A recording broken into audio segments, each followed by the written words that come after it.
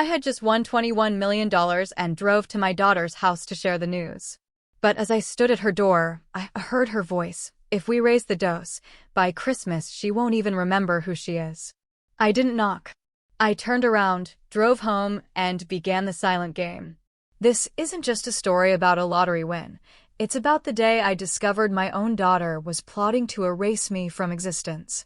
Standing at her front door, $21 million in my hand, I heard words that didn't just break my heart, they shattered it into a million pieces. I had just won the lottery.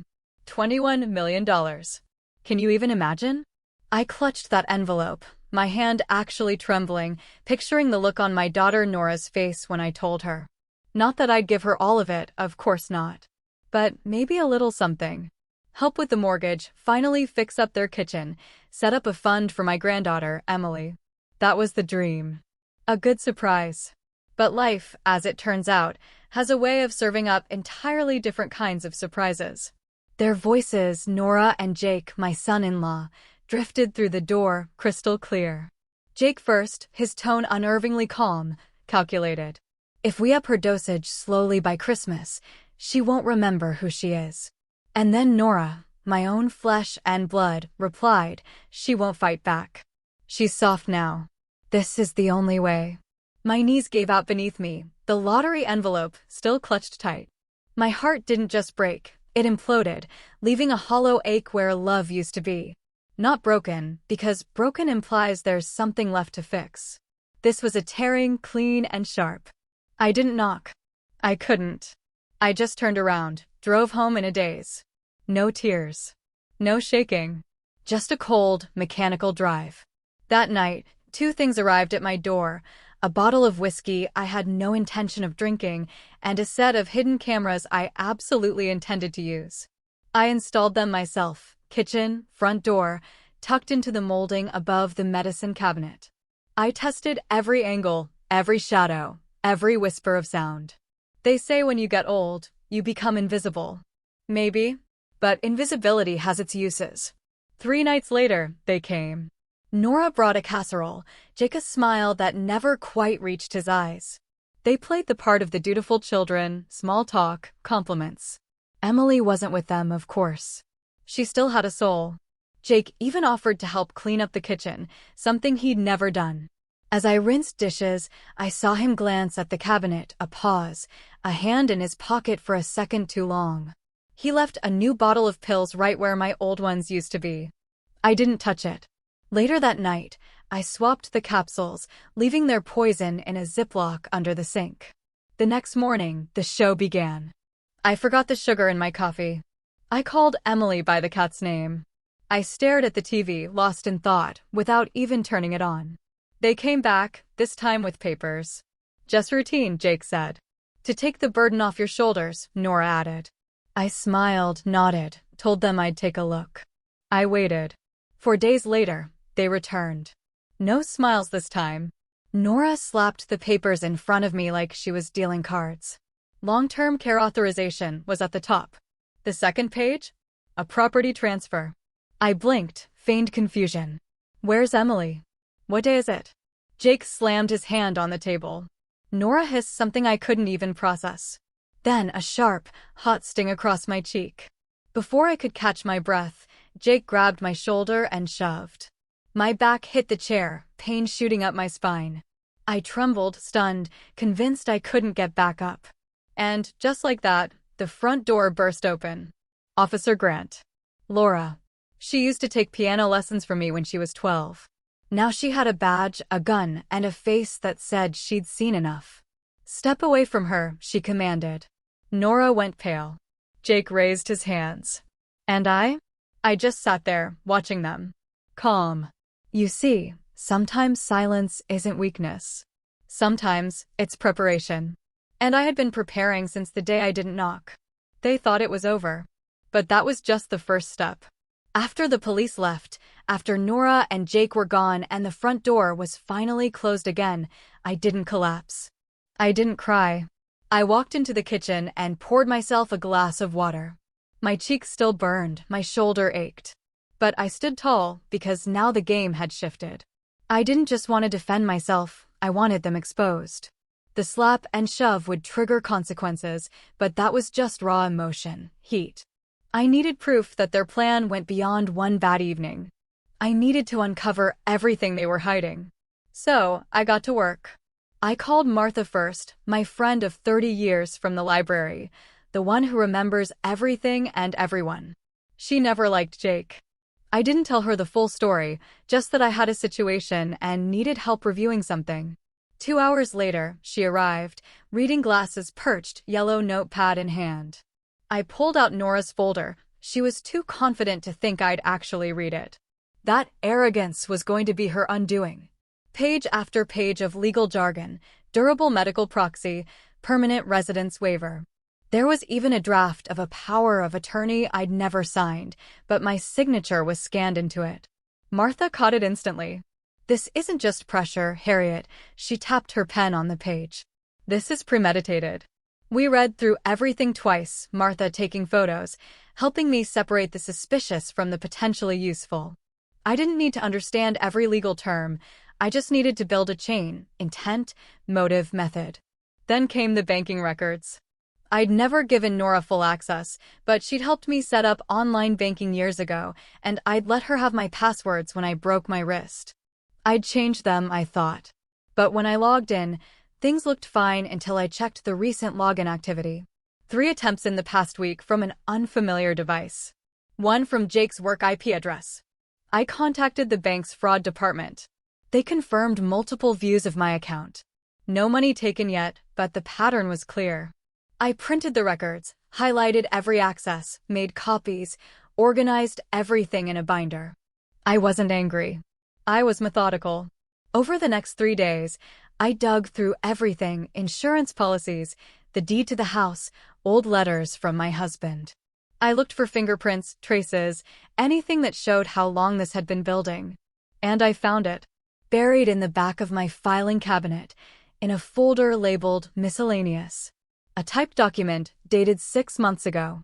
A long-term care evaluation form, filled out and signed, not by me. It listed my name, birth date, medical notes I'd never heard of, memory concerns, delayed response, inconsistent hygiene, all made up and signed by a physician I'd never met.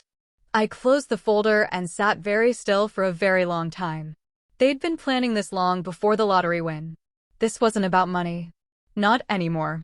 It was about erasing me, making me into a version of myself that was small and manageable, a woman no one would believe, an old lady they could simply shut away. I made 3 phone calls. First, Detective Grant, telling her I had more information. She said she'd come by the next morning. Second, Emily's school guidance counselor, just to check in, just to make sure my granddaughter was safe. Third, an estate lawyer with a sterling reputation, booking a meeting under my maiden name. That night, I sat at the kitchen table and watched the footage again. Jake reaching into his pocket, swapping bottles. Nora watching from the hallway, pretending not to see. I just sipped my water, buying time.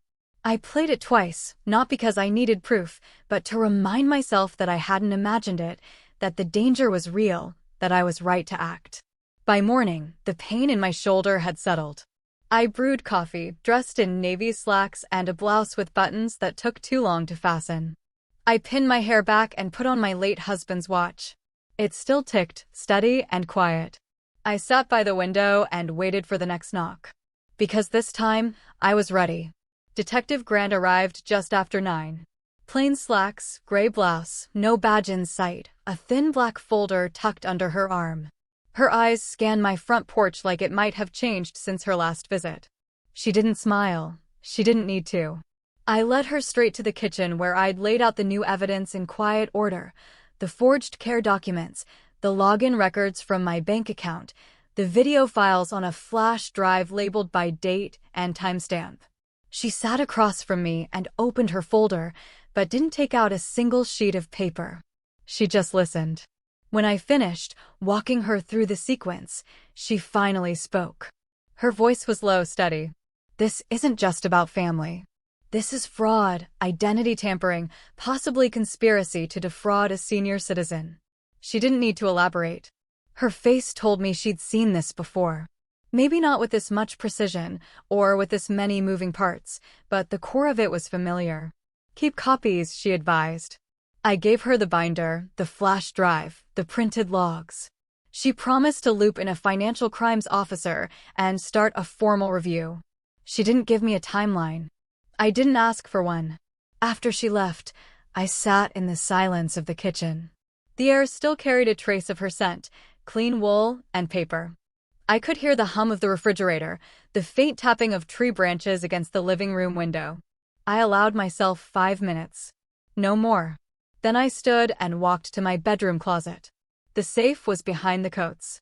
Inside were 2 things I hadn't touched in a long time: the original deed to the house, in my name only, and a sealed envelope from the State Lottery Commission, dated 4 weeks ago.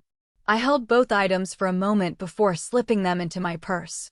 I drove to my lawyer's office, a red brick building near the edge of downtown, tucked between a dentist and a florist. The parking lot was empty save for one silver sedan. I sat in the car for a moment, steadying my breath, before walking inside. David Kessler.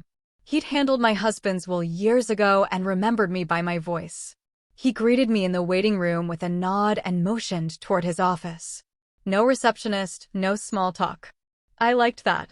Once the door was shut, I took out the deed and the lottery envelope and placed them in front of him. He opened the latter first, scanned the paper inside, and raised an eyebrow.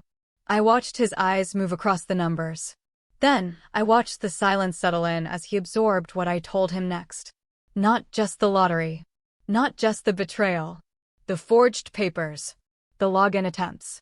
The physical aggression. He said nothing for a long time. Then he leaned back in his chair and exhaled. This changes everything. I didn't ask for details. I simply told him what I wanted. A new will. A full asset protection review. An immediate revision of my medical proxy, removing Nora's name from everything she'd ever touched. I wanted layers. Walls. Traps. If they tried again, even indirectly, they would trip every wire I built. David didn't flinch. He started drafting the paperwork that same afternoon. That evening, I cooked myself a full dinner for the first time in weeks. Grilled salmon, roasted asparagus, a glass of white wine I'd been saving since Christmas. I ate slowly, watching the streetlights flicker across the driveway, thinking about how carefully Nora had planned it all. They didn't want to hurt me for sport. They wanted the structure, the control. They didn't want the money to spend. They wanted it to secure a life where I didn't exist. And that, more than the violence, was what I couldn't forgive. I called Martha just before 10. I told her I needed her to witness a signing in 2 days. She didn't ask what for. She just said she'd bring lemon bars. The next day, I drove out to the edge of town. There's a retirement community there, not the kind with linoleum floors and peeling paint, but the new kind, the luxury kind. Quiet buildings wrapped around courtyards, the smell of lavender and lemon balm in the air, a small cafe with a fireplace in the corner. I walked the halls alone, introducing myself as a potential volunteer, a music teacher, a neighbor, a friend. I met 3 women in the reading room who looked exactly like me, only a few years ahead. Sharp minds, clear eyes, empty chairs beside them. I sat down with them for 15 minutes, listened to their stories, their routines, their disappointments. They had been someone's mother, too. Someone's wife. Someone's bank account. I smiled. I thanked them. I left. On the way home, I took the long route, the one that passed Jake's office. The lights were off. The lot was empty, but his name was still painted on the front window. I parked across the street and stared at it for a few minutes, not with hatred, just calculation. Back home, I filed the draft will David had sent. I reviewed the security footage again, just once. Then I set up a new backup system and emailed copies of everything to a storage drive under a new name. I was no longer planning defense. This was offense. By the end of that week, the foundation was laid, new legal structures, a firewall between me and every one of their schemes. But I wasn't done. I wrote a letter, a short one, printed it, sealed it, addressed it to an attorney I hadn't seen in 15 years, a woman named Judith, who specialized in elder abuse litigation. Not because I needed her now, but because I might. Then I went outside and watered the plants. The wind was cool, and the sky was dark with a low hum of summer thunder in the distance. Everything smelled like soil and fresh-cut grass. Inside, the cameras kept rolling. The footage kept building.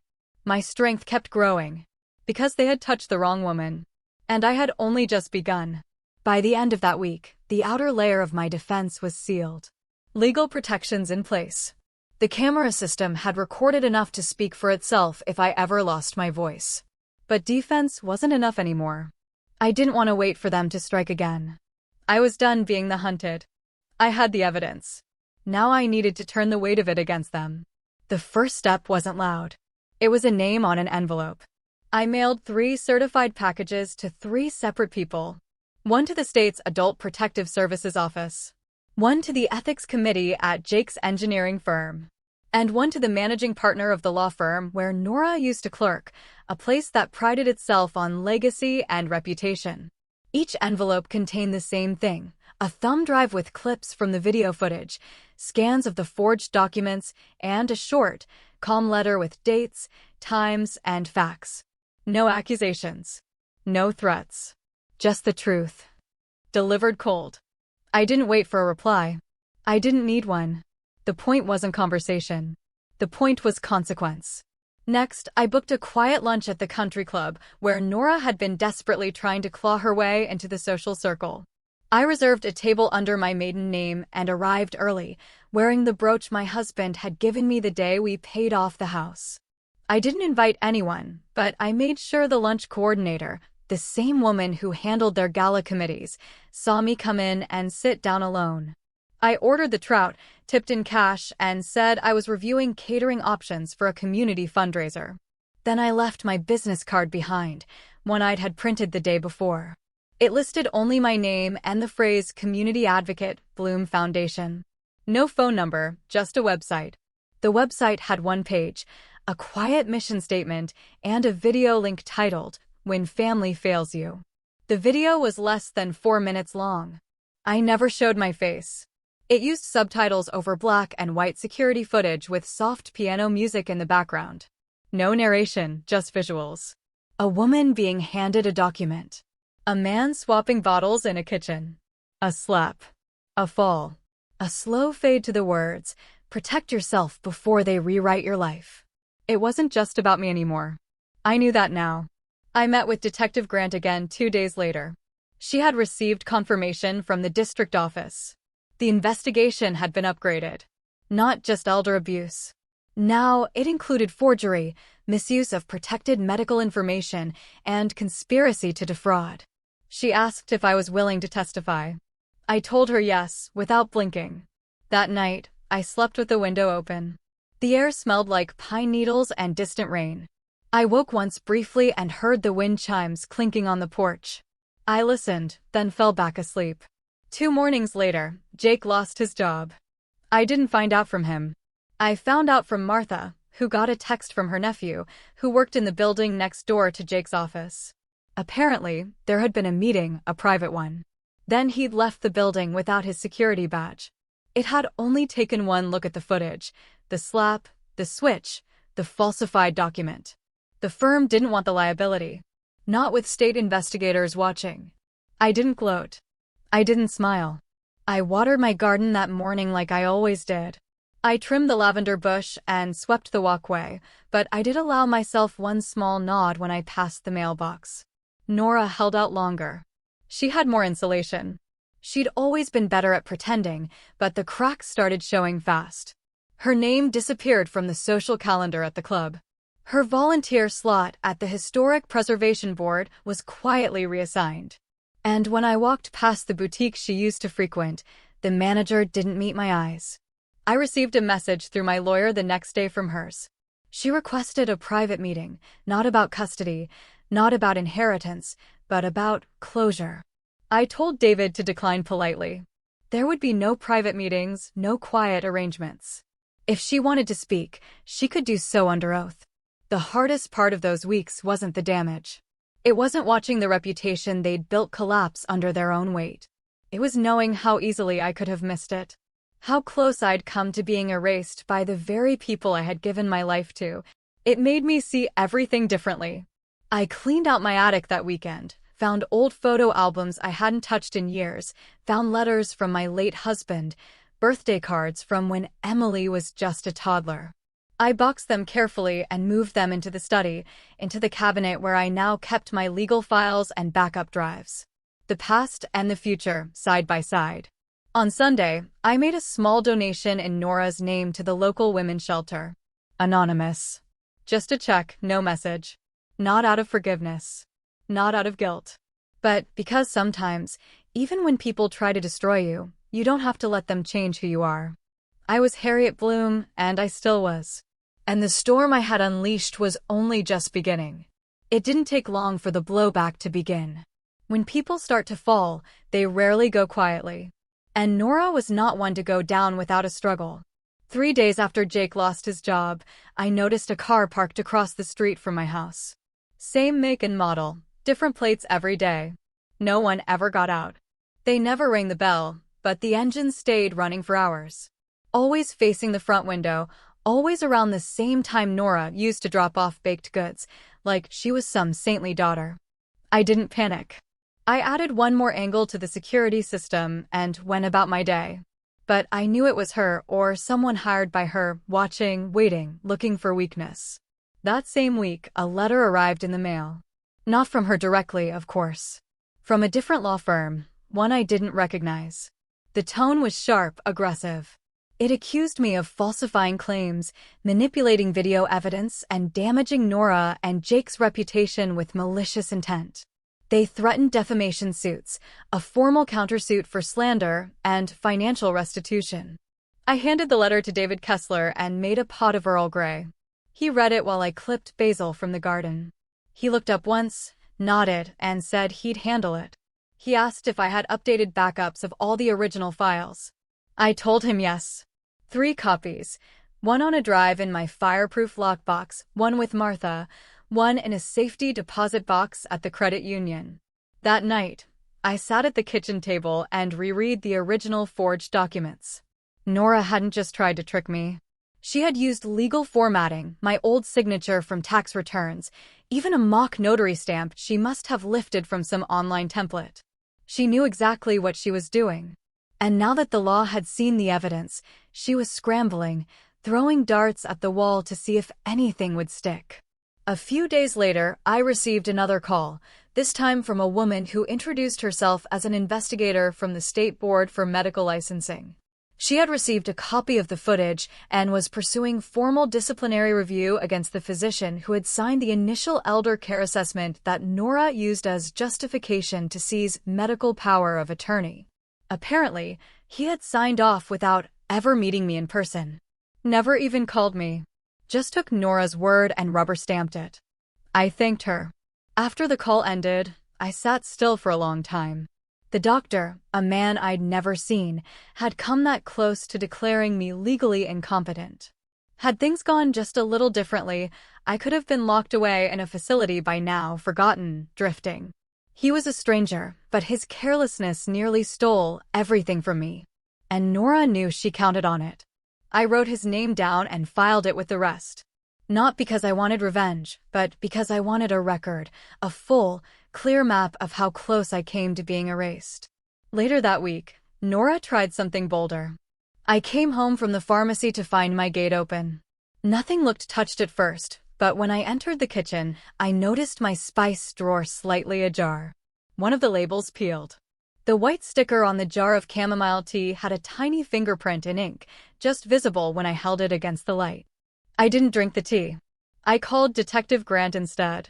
She arrived that evening with a quiet team. No lights, no sirens.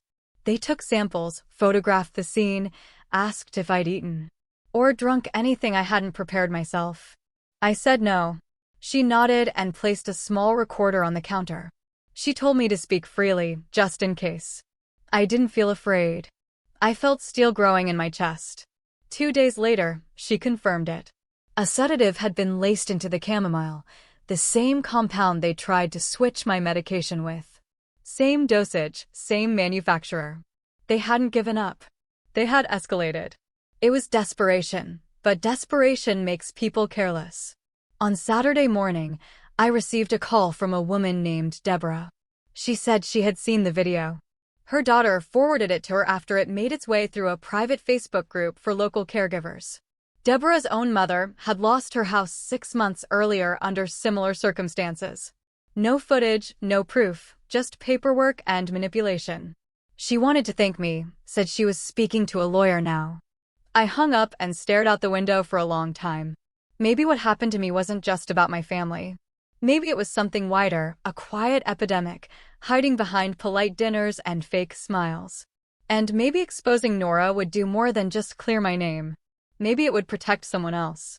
The next week, I went to the courthouse. Financial exploitation. Attempted poisoning. Fraud. Conspiracy to commit identity theft. I didn't want money. I wanted the record. The declaration.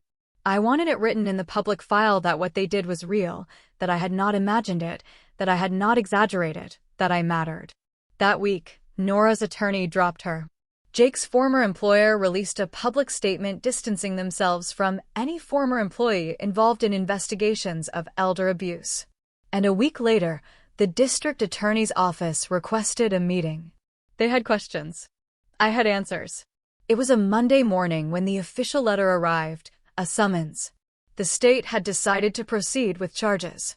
Not just a civil case anymore. This was criminal court. Formal, structured, and public. I read it in full before I placed it on the kitchen counter next to my folded dish towel. The light coming in through the blinds striped the page like prison bars. I thought about that for a long time. Later that afternoon, David called to confirm the schedule. I would give a statement. I would appear in court. But before any of that happened, there would be a recorded mediation. A chance, they said, for the parties to clarify intentions, to settle, to look one another in the eye. I agreed, not because I believed Nora would apologize, but because I had one thing left to say. The meeting took place in a neutral building downtown. 3 floors up, in a gray room with no windows, just a round table, 2 chairs on each side, a camera in the corner, a pitcher of water no one touched. She walked in first, tailored jacket, hair pulled back tight, not a single wrinkle on her blouse. But I saw it right away, in the jaw, in the eyes. She looked brittle, like glass stretched too thin. One tap from the inside, and she might shatter. Jake wasn't there. Her lawyer followed behind, tall and silent. Mine was already seated. I didn't stand. When she sat down across from me, our eyes met. She blinked first. The mediator introduced himself and laid out the rules. I barely heard him. My focus was on her hands.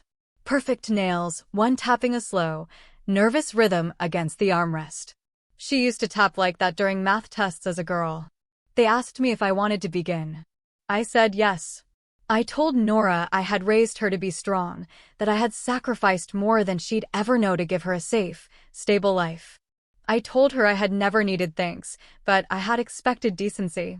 I told her the hardest part was not the betrayal, not the forged documents, not the fall in my kitchen or the altered medicine. It was the fact that when she looked at me, she no longer saw a person, just a hurdle, an obstacle between her and a comfortable life. She didn't interrupt. She didn't speak at all. So I kept going. I told her I knew what fear was, that I had spent nights unable to sleep, wondering if the tea I drank would be the one to make me forget my own name, that I had counted pills, measured labels, checked locks twice. I told her I had never lived like that before. Not until her. When I finally stopped, the room was quiet. Even the mediator didn't move. Then her lawyer cleared his throat and said his client had prepared a statement. Nora reached into her folder and pulled out a piece of paper, but she didn't read from it. She just held it. She said she never wanted things to go this far, that Jake had pushed. That after her second miscarriage, she felt unmoored. That watching me live alone in that house, independent and proud, made her feel invisible, like her life had stalled while mine kept going. She said she didn't mean to hurt me, that she thought she was protecting me, that Jake told her no one would believe me anyway. I listened. I believed some of it, but not enough. When she stopped, she folded the paper and placed it back in her bag. She looked down. Not at the table. Not at me. Just down. I leaned forward and told her something I hadn't planned to say. That there had been a time, not long ago, when I had almost left everything to her. Not because she earned it, but because I thought love required sacrifice. That maybe giving her everything would heal whatever wound lived inside her. But then you tried to erase me, I said, my voice steady. And I will not give anything to someone who believes I am disposable. The mediator asked if we were willing to resolve the matter outside of court. David said no. Nora's lawyer didn't argue. When it was over, she stood slowly. I stayed seated. She walked to the door, hesitated, then turned to look back at me. She said my name just once, Harriet. And I said hers, the way I used to, Nora Jean. Then she left. I sat in that room for another 10 minutes, listening to the air vent hum. Outside, the light had shifted, clouds moving in. I walked to my car alone and drove to the cemetery where my husband was buried. I didn't speak to the headstone. I just sat on the bench beside it and let the wind blow across my face. I had thought that facing her would bring me peace. But peace was not what I felt. It was something else, something quieter, like a deep shift inside my bones. The moment you stop fighting to be heard and start choosing who deserves to hear you. Back at home, the house felt heavier. Not darker, just fuller somehow. I made soup. I turned on the porch light early. I pulled the spare quilt from the closet and left it folded at the end of the bed. There was a storm forecast for the weekend. I wasn't worried. I had weathered worse. And I wasn't alone anymore. The wheels of justice were moving now. I could feel it. Slow, deliberate, but unstoppable. Nora would face what she had done, and I would face what came next, not with fear, but with clarity. Because I knew who I was, and no one, not even my own daughter, could take that from me again. It started with a knock at their door. Not loud, not rushed, just 3 steady knocks around 7:15 in the morning. While the neighbors were still pulling on coats and sipping their first coffee, Jake opened the door, half-shaved, wearing one sock, holding his phone like a shield. A tall man in a navy blazer introduced himself as Deputy Marshal Whitman and handed over a thick envelope. Jake didn't even read it right. Away. His eyes went straight to the gold badge clipped to the marshal's hip. By the time he finished scanning the document, Nora had come downstairs, her hair still damp from the shower. She took one look at Jake's face and froze. Then she turned to the marshal and asked if this meant they had to appear. The marshal didn't answer her. He just turned and left. Inside that envelope was more than a court summons. It was the beginning of a full-scale investigation. Financial records frozen, access to accounts restricted. The DA's office had reviewed the footage and the medical records and had authorized a joint task force to pursue the charges. That same afternoon, an investigator visited the hospital where the sedative prescription originated. Interviews followed. Paper trails uncovered. The doctor who had signed the order claimed he had been misled by a third party and failed to verify the identity of the patient. His license was suspended within days. By Friday, Jake's name was removed from the school board committee he had been so proud of. And Nora's nonprofit, which had once been the subject of a full-page feature in the community paper, was quietly taken off the city's partnership list. I didn't gloat, but I also didn't look away. I watched the fall with the same quiet precision I had used to plant tomatoes in the spring. Patient, intentional. At the grocery store, 2 women whispered near the produce aisle. I heard Nora's name. One of them shook her head slowly, holding a bag of lemons. The ripple had begun. Meanwhile, I continued living. I attended my book club, returned borrowed Pyrex dishes, mailed birthday cards to the women I'd met at the grief support group. But I didn't stop tracking the legal steps. Every form, every filing, every update from David came with a calm clarity that reminded me why I had chosen to act. This wasn't just about what they tried to do to me. It was about creating a line they could no longer cross. One night, as I was drifting off to sleep, Martha called in a low, urgent tone. Jake had been spotted at the bar near the interstate, loud, slurring, talking too much. According to the bartender, he'd mentioned lawsuits and something about a safe deposit box. I didn't react. I simply went to my bedroom, opened my second drawer, and removed the document I had kept tucked beneath the quilted stationery, an old insurance file that had nothing to do with them, but shared the same bank branch listed on one of Nora's forged documents. A day later, I authorized David to request the bank's internal security footage, citing fraud. They complied. What we uncovered was staggering. Nora had visited the branch 3 weeks before my supposed signature had shown up on the care transfer papers. She hadn't come alone. She brought a man who looked enough like me from behind to pass on a grainy camera feed. They had approached a notary together. The notary, young and clearly distracted, had stamped a document without properly checking ID. It was all there, dated, logged, another brick in the wall. When David presented the footage to the assistant district attorney, her eyes narrowed. The case shifted. What began as a family betrayal now expanded into felony territory: theft, forgery, medical fraud, attempted elder abuse. And then the unexpected happened. Jake flipped. Faced with mounting charges and the threat of jail time, he turned on Nora, signed a deposition, gave a full account of her role, how she had orchestrated the pill swap, how she had instructed him to download fake legal templates, how she had coached him on which words to use when talking to the doctor. His confession came with details only someone inside the plan could know. He even provided screenshots of old texts between them. The DA's office didn't need more, but they took it. I sat with David the morning we received the news. Nora would be indicted. A formal arrest. It was a heavy thing, hearing it out loud. And yet, it did not feel like victory. It felt like exhale.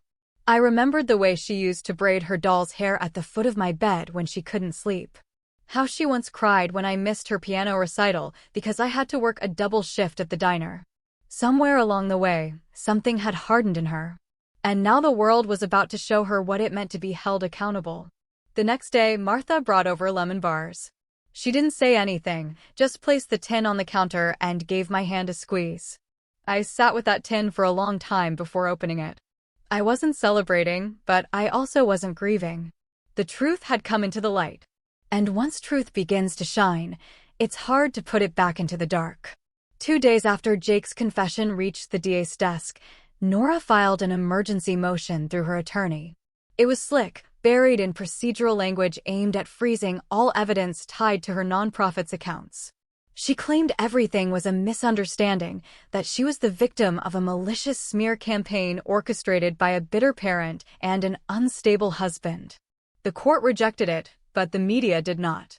The local paper ran a headline too big for its column: "Respected youth advocate faces allegations of fraud and elder abuse." Her face was plastered beneath it, captured during some fundraising event, smiling in front of a line of school children. The comments came fast. Some defended her, citing years of service. Others called for her arrest. But the worst tone came from former staff. Anonymous quotes, quiet accusations. They spoke of missing funds, strange reimbursements, donors pulling back. And just like that, the storm she tried to hide behind swallowed her whole. At home, I stayed quiet. I didn't call anyone. I didn't respond to the handful of people who left messages saying they were sorry, that they had no idea. I didn't need their sympathy. I needed clarity. David met me at the diner down on Oak the following morning. He slid into the booth across from me, opened a slim manila folder, and showed me the latest deposition. It wasn't just Jake anymore. One of Nora's former assistants had stepped forward. She confirmed Nora had used the nonprofit's funds to cover personal expenses and had drafted false meeting notes to justify grant spending. Each line of testimony was like a rope pulling the curtain back, but I felt no joy, no satisfaction, only a growing heaviness. That afternoon, I sat by the window with a cup of lukewarm tea, watching the wind lift the corners of the garden tarp. I remembered planting flowers with Nora when she was a child. She had soft hands and too much curiosity. She once asked if daisies could hear when we spoke to them. Somewhere between that summer and this winter, something inside her had turned cold. The next day, I received a letter. Not official, not legal. Just a plain white envelope with shaky handwriting. It was from Emily. She wrote that she had moved in with a friend's family, said she couldn't be near her parents right now. Said she had seen the footage and had read the headlines. She didn't ask to come visit me. She didn't offer any apologies on her mother's behalf. She simply wrote, "I believe you and I'm sorry." I sat with the letter in my lap for a long time, not crying, just breathing. That night, I locked every door. The next morning, there was a pounding on the back door. I stood still, holding my breath, heart steady. It was Nora. She looked thinner, eyes wild, hair pulled into a loose knot like she hadn't slept. I didn't open the door. She shouted my name.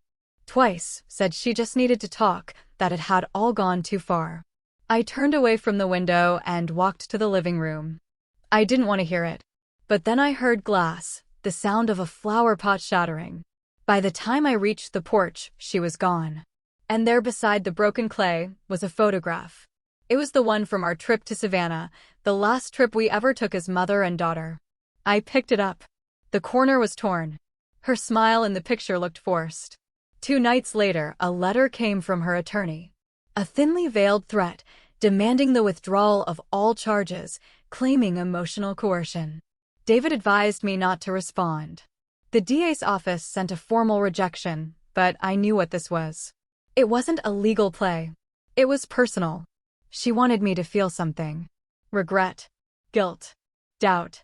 Instead, I felt steel. I had spent too many years wondering what I did wrong. I would not spend another second apologizing for surviving what she tried to do. The next Sunday, I sat at church, not for the sermon, just for the stillness. Martha joined me, sat beside me in silence. After the service, she handed me a small wrapped package. Inside was a photo frame. She had taken a screenshot of me from the news clip. The moment where I walked out of the courthouse, head high, spine straight. She said, "You should see yourself the way we all saw you that day." I thanked her. That night, I placed the frame beside my dresser mirror. Not as a trophy, not as a warning, but as a reminder that sometimes survival is quiet. Sometimes it doesn't shout or break. Sometimes it just stands. And I had stood through all of it. The envelope came on a Thursday morning, hand-delivered by David with his tired smile and steady hands. He didn't sit, just stood there watching me open it at the kitchen table. I unfolded the letter, read the 2 short lines printed in elegant font. It was an invitation. Nora and Jake were hosting a family appreciation dinner at their country club. No signatures. No handwritten note. No apology. Just the bold presumption that I would show up. David waited for my reaction. His arms crossed lightly, like he already knew what I was going to say. I set the letter down without a word, stood up, and walked to the cabinet near the stairs. I pulled out the navy blue folder I had kept sealed since the morning after the police raid. Inside were copies of the security footage, transcripts of Nora's conversations, testimonies, a full record of the forged prescriptions, the slush funds, and even the signed waiver where Jake admitted to the sedative swap. I handed the folder to David. "It's time," I said. He nodded once and left. No discussion, no explanation needed. Saturday night arrived. The club's parking lot was glowing under golden light. Expensive cars lined the front. A valet took mine without blinking when I pulled up in my dusty station wagon. Inside, the space buzzed with polite laughter, wine glasses clinking, and shallow conversations. I hadn't been to an event like this in years. But I wasn't here for nostalgia. A woman with a clipboard ushered me to my seat. I was alone at a table near the stage. Everyone else sat in clusters of 4 or 5, some whispering as they noticed my presence. I didn't return any greetings. Then Nora walked out, her hair curled tight, lips painted with something too red for her usual taste. She took the mic with the ease of someone used to applause. She spoke of legacy, of family, of giving back. Jake stood beside her, nodding like a bobblehead. And just as she reached the line about honoring the women who raised us, the ballroom doors opened. 2 plainclothes officers stepped inside. They didn't shout. They didn't rush. They moved with the calm certainty of people who knew exactly what they were walking into. One of them approached Jake. The other walked straight to Nora. It happened so fast that most guests didn't even register what was going on until the bracelets clicked. A ripple of confusion, gasps, a few shrieks. Nora's voice cracked. She asked what this was. Jake's face turned a shade I can only describe as empty. The officers didn't explain anything to the crowd. They simply led them out, quietly, firmly. I remained seated. I didn't need to follow. I had already seen the scene play out in my mind a dozen times. But then something happened. Emily walked out from the back of the room. She had been hiding behind the curtain near the service entrance. She didn't look at me. She just stood there watching her parents being escorted through the side doors. She didn't cry. She didn't run after them. Instead, she turned to the crowd and said, "My grandmother saved me." Then she walked toward me and sat down. Silence settled over the room like fog. No one clapped. No one whispered. Just silence. 2 days later, I signed the final set of papers at David's office. The trust was officially transferred. My winnings, minus what I kept for living comfortably, were now in the name of the Franklin Fund, a nonprofit created in honor of my mother's name. Its mission was simple: to provide legal and emotional support to elderly individuals facing abuse, neglect, or coercion from their own families. I didn't need the recognition. I didn't need a plaque.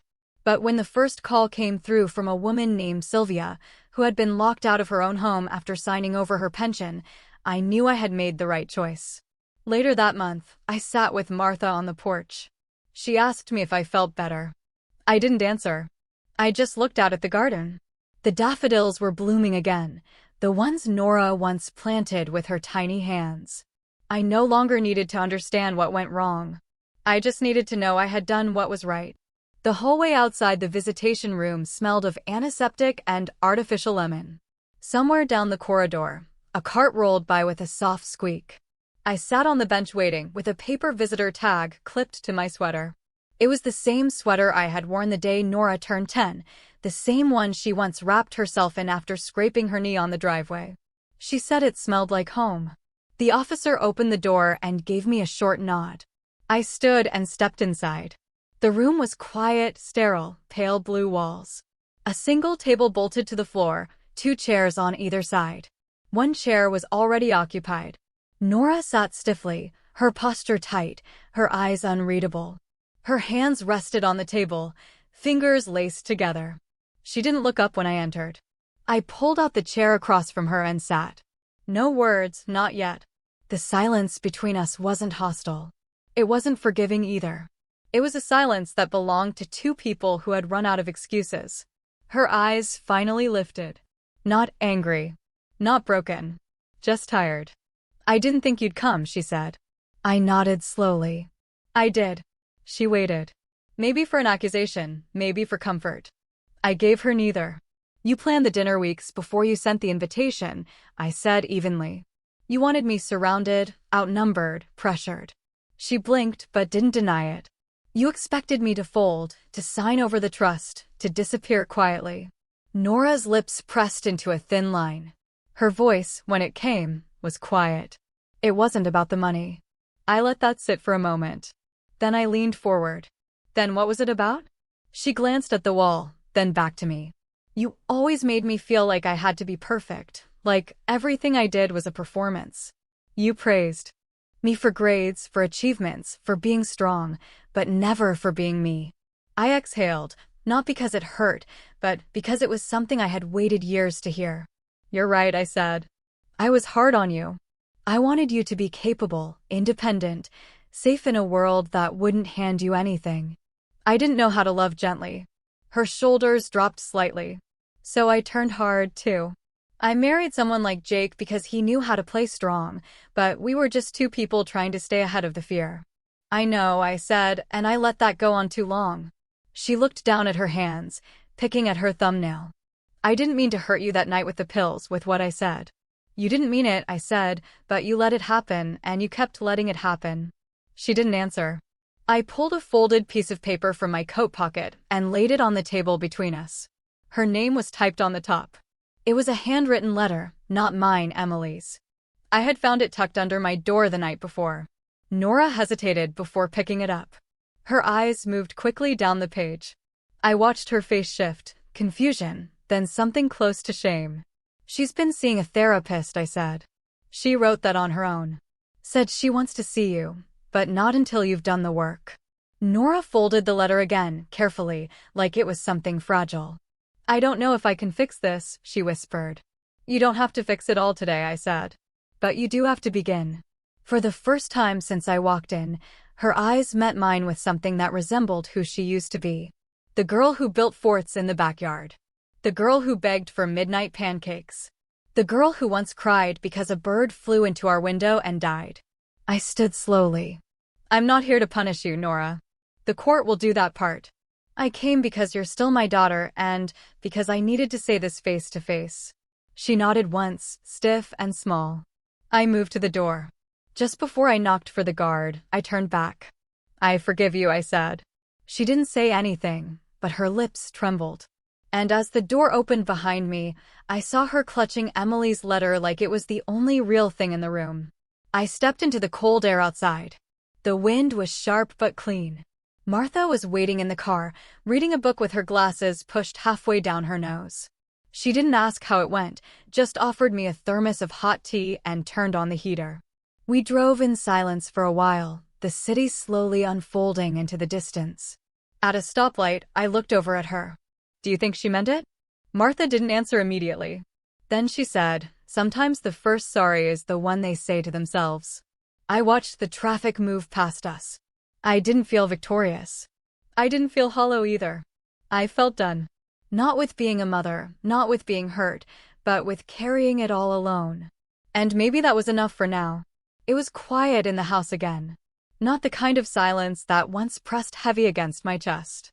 Not the silence that came with waiting for footsteps that never arrived or phone calls that always came with expectation, not love. This was a new kind of quiet, a gentle one, a silence with space to breathe. I had started waking up without the knot in my stomach. It didn't happen all at once. It crept in day by day, as I cleared the clutter from my kitchen, as I replaced the old curtains in the living room, as I planted marigolds by the porch and watched them bloom. There was peace in the doing. Some mornings I sat out with a cup of tea wrapped in the same shawl I had worn on Emily's first day of kindergarten. That morning felt like another lifetime. But the warmth in my chest as I remembered her tiny hand waving from the school bus window stayed with me. Emily hadn't come to visit yet, but she called. Not every day, but enough. Her voice was soft and sometimes uncertain, like she didn't quite know how to talk to me without Nora translating. But it was her, and that was more than enough for now. She told me she was writing short stories, mostly about animals that could talk. She said one of them was based on a grandmother fox who lived in a cave full of books and could see people's thoughts. I asked her if that fox ever got lonely. She was quiet, then said, not really, because the fox had learned to enjoy her own company. I smiled at that. Martha had become more than just a neighbor. She had become a rhythm in my week. Tuesday morning walks, Friday lunches at the corner cafe, and Sunday evenings watching the old black and white movies I never had time for before. One afternoon, I helped her repaint the fence around her vegetable garden. We didn't talk much that day, just the sound of the brush moving along the wood, the occasional scrape of a chair, the sun climbing across our backs. It was ordinary, but it was the kind of ordinary I had once thought was gone for good. I had also started volunteering at the small thrift bookstore downtown, just a few hours a week, mostly sorting donations, sometimes helping older customers find large print titles. The first time I walked through the back door, the scent of paper and dust settled over me like an old quilt. I hadn't realized how much I missed being useful in a space that wasn't tied to survival. There was a woman there named Judith, in her late 60s, sharp-witted and always wearing earrings the size of walnuts. She didn't pry. She just welcomed me with a kind of unspoken knowing. We didn't talk about our pasts, but somehow we understood each other, and that was a kind of intimacy I hadn't had in years. One evening as we were closing up, she handed me a slim book of poetry. Said it reminded her of me. I took it home and read the whole thing in one sitting. One line stayed with me longer than the rest. Some wounds don't close because they were never meant to. They grow into doors. That night, I didn't cry. But I sat up in bed, hand on my chest, breathing slow. I wasn't mourning anymore. I was remembering. And that was a different kind of ache, one I could live with. I didn't miss Nora the way I thought I would. I missed the idea of her, The version of her that existed when she was 7 and tried to make pancakes for my birthday, burning every single one. I missed the sound of her laugh when she read silly books out loud. But the woman she had become had no place in my life now. At least not yet. Maybe not ever. And that was okay, because for the first time in a very long time, I wasn't waiting. I wasn't planning escape routes in my own home. I wasn't second-guessing the names of pills or locking away papers in hidden drawers. I was just living. Fully. Quietly. Steadily. There was still work to be done on myself, on what I wanted the rest of my years to look like. But I was no longer running from the question. I was walking straight into it. And the path, while unfamiliar, didn't scare me anymore. I stood by the lake that morning, letting the sun kiss the back of my neck. The same lake I used to bring Emily to when she was little, back when her giggles could echo off the water, and I believed family was something solid, unshakable. Now the lake felt like mine again. The breeze carried the scent of pine and something faintly sweet. Maybe the lilacs that had bloomed early this year. It reminded me that life always kept growing, even after winter had its way. 2 weeks had passed since the final court date. Nora had pleaded guilty to elder abuse, fraud, and attempted coercion. Her sentence wasn't long, but the damage to her public image was swift and absolute. Her company dropped her. Her name had been quietly removed from 2 nonprofit boards. There was no speech from her, no apology, only silence. Jake took a different route. His family had hired a lawyer who begged for leniency, citing stress, poor judgment, temporary mental strain. It didn't help. He faced charges, too, though less severe. But his medical license was suspended. His future uncertain. And that was enough for me. I never wanted to destroy them. I just wanted them to stop destroying me. The estate was officially transferred back to my name. The house, the land, every document Nora had tried to reroute behind my back. All of it was mine again, legally and visibly. But I didn't celebrate with champagne or parties. I took a walk around the property, touched the old maple tree by the gate, and let out a long breath I hadn't realized I was still holding. The cameras had been removed from my home. Not because I was no longer cautious, but because I no longer felt watched. I no longer lived in fear of the knock on the door or the smile that came with too much sweetness and too many strings attached. Martha visited more often. She brought banana bread this time, still warm. We sat in my kitchen, not saying much. Just 2 women who had seen enough of life to know when silence meant comfort. Emily started sending letters, handwritten ones. She said she liked the feel of a pen on paper better than a screen. Sometimes she included little sketches, a fox in glasses, a cup of tea with steam hearts. I kept them all in a wooden box on my nightstand. I hadn't replied yet. I wasn't ready. But each envelope brought something tender back into my chest. A warmth I hadn't expected to feel again, and I knew eventually I would write her back. There's a kind of healing that doesn't announce itself. No grand moments, just quiet evidence. I noticed it when I laughed at an old sitcom rerun. When I found myself humming while folding laundry. When I bought a new scarf because I liked the color, not because I needed it. That was the real victory. Not the court ruling. Not the reclaimed house.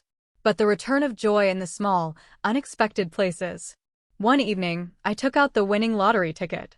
I hadn't told anyone, not even Martha, not even Emily. I kept it in a small ceramic jar behind my bookshelf. I didn't need the money anymore to feel safe, but I had plans for it now. The following week, I opened a fund in honor of my mother, a woman who had raised 4 children on a factory wage and still managed to read me bedtime stories every night.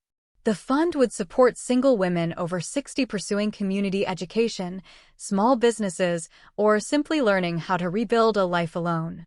I named it the Second Bloom Fund because that's what this season of life had become for me. A second bloom. On the morning of the launch, I wore a navy blue dress and pinned a small silver brooch to the collar. It had belonged to my grandmother. The auditorium wasn't full, but it didn't need to be. The right people were there. Women with soft eyes and strong backs. Women who nodded slowly when I spoke. Women who understood. When I stepped off the stage, I didn't look for Nora in the crowd. I didn't need to. This moment wasn't about her. It was about me, about what I had survived, about what I was still becoming. That night, as I settled into bed, the wind picked up outside. The trees whispered against the windows like an old friend. I reached over and turned off the lamp, then lay in the dark with a steady heartbeat and a quiet mind. I was no longer someone's mother, no longer someone's victim. I was just me, and that was more than enough. If you've ever been quietly erased by the people you once trusted most, I hope this story gave you a sense of clarity and power. Sometimes justice doesn't come through shouting, but through planning, patience, and knowing your worth. If you've ever felt unseen, I see you. And if you've ever found the courage to rebuild after betrayal, I honor you. Share your story, even if it's just in your heart. Healing starts with truth. Thanks for watching. Take care. Good luck.